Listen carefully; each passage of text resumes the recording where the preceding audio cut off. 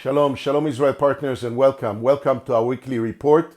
And today I'm bringing it from home, from Jerusalem.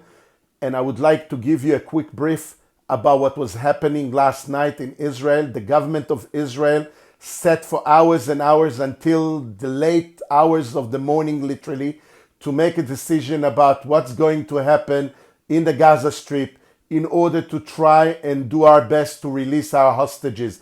As you well remember, there are still 50 Israeli hostages in the tunnels of Hamas in Gaza. Every attempt to negotiate with the Hamas and to find some reason within their approach to liberate our hostages was literally hitting a wall.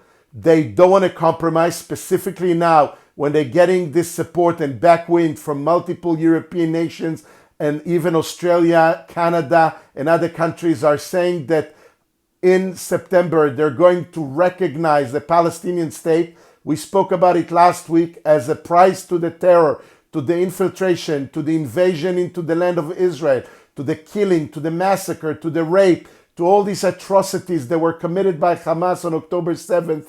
And now they're going to come out with a state, with an independent state within the same borders of Israel. The government of Israel cannot accept it. The people of Israel will not accept it. So they were sitting for hours. Eventually, they made a very, very severe decision. The military is going to enter into the Gaza Strip and take it over. That's the command that the government is giving to the army, even though the chief of staff is a little bit worried because he knows that it might be a death sentence to our hostages. The Hamas will execute them once the Israeli army will get closer to where they are. But we have to understand that it's impossible to be sitting for almost 2 years now with the sword on our throat without any way to advance towards the liberation of our hostages and to get the Hamas as a militant entity away from Gaza so they will not be able to execute another October 7th. The situation is standing still in a way.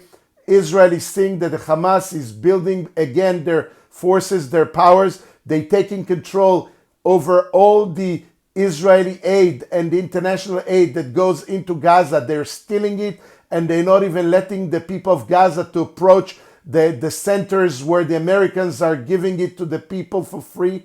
So there's a big issue over there, and Israel need to intervene. We need to do something about it because the narrative of Hamas is taking over. Their propaganda as if we are starving their people is literally being spread all over, and it's not true, and Israel need to take Hamas out.